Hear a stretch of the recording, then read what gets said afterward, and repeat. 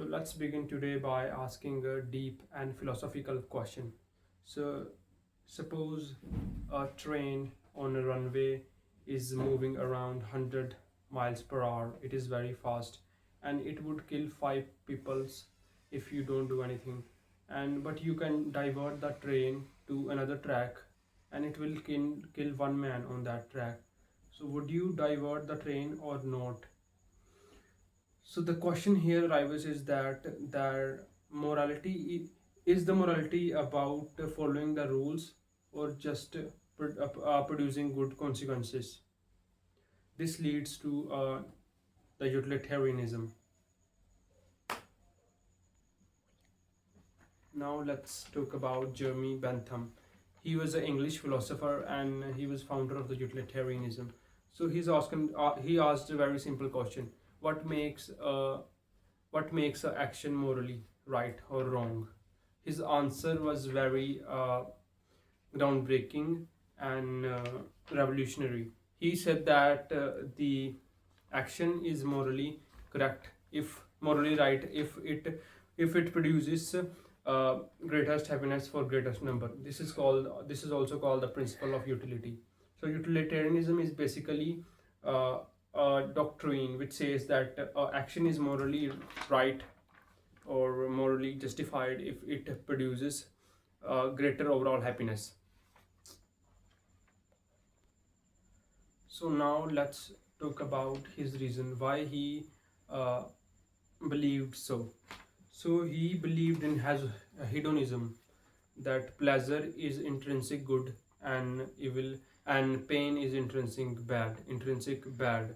So he gave the principle that everything we do is influenced by two masters, that is the pleasure and the pain. So we avoid pain and seek pleasure.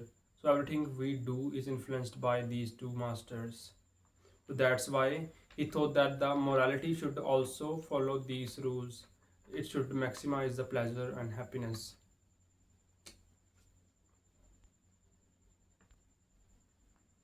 So there were several criticisms of Mill. So one of the most famous criticism is that is the all pleasures equal? What is the difference between the pleasures? Is reading philosophy equally pleasurable? uh, का दोबारा करना चाहिए. So criticisms of Jeremy Bentham. So how do we know which pleasure is more valuable? Uh, is every pleasure equally valuable? Is reading philosophy equally valuable as eating candy? Equal to eating candy? Now let's talk about John Stuart Mill. John Stuart Mill was an English philosopher and he was a disciple of of Jeremy Bentham. So he was inspired by Jeremy Bentham and he believed in utilitarianism. But he disagreed to Jeremy Bentham on the point that all pleasures are equal. Bentham thought that all pleasures are equal, but John Stuart Mill focused more on the quality of the pleasure.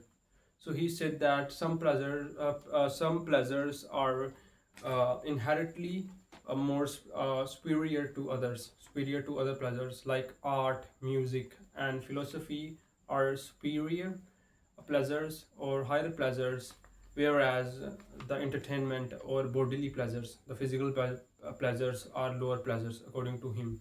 So he gave the famous quote: "It is better to be Socrates dissatisfied than a fool satisfied." So this is the whole change that the John Stuart Mill gave to the Jeremy Bentham's utilitarianism. Now let's put forth some uh, moral dilemmas through the lens of utilitarianism. So first is the trolley problem, as I have said earlier. Would you kill five? Would you kill one man to save five? In the case of trolley. So, according to utilitarianism, it is morally justified if you kill one, because saving five uh, increases the overall happiness. So uh, it is better five lives, even though the one shall die. And the other is ये कर दे बंद कितना बोल दोबारा. Now let me put forth some moral dilemmas through the lens of the utilitarianism. The first is trolley problem. Would you kill one man to save five on a trolley track? So according to utilitarianism, it is morally justified to kill one man to save five, because it is utilitarianism is consequentialist, a type of consequentialist moral reasoning. So according to utilitarianism, it is justified because five people are more than one, and saving five would increase overall happiness. And the other is the dilemma of the lying. So would you lie to save some people? Imagine a person knocks on your door and you are hiding five friends inside your house and he want to kill them. Would you lie to him to save your friends? According to utilitarianism, you should, because it is all about consequences.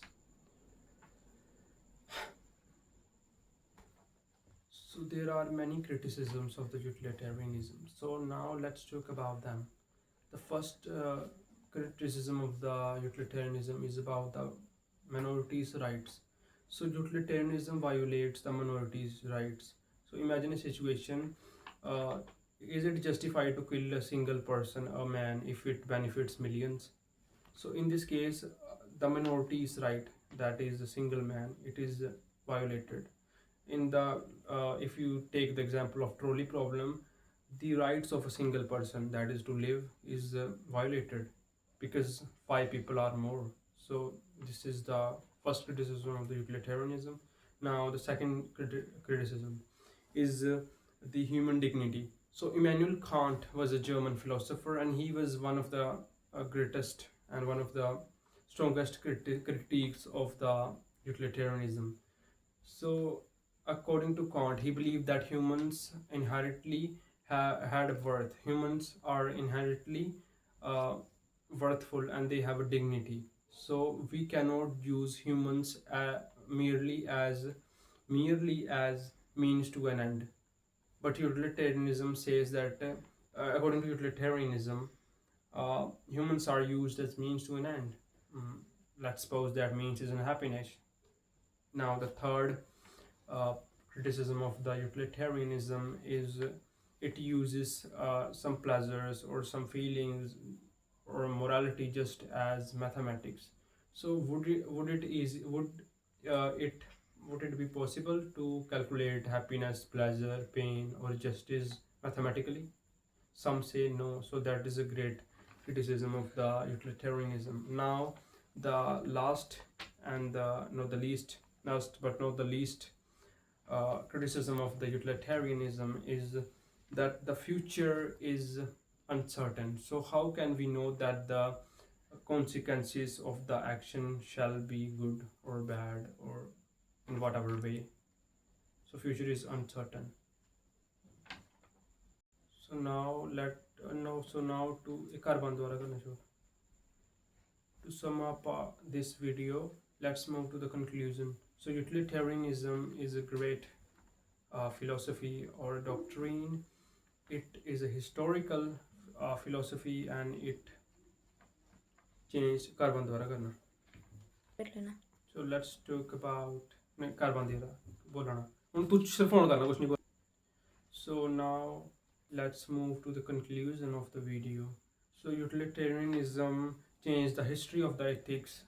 It is applied in economics. It changed law, and it changed public policies. But it still leaves us with moral dilemmas and deep questions like, would it be justified to kill one if it saves five? Thank you.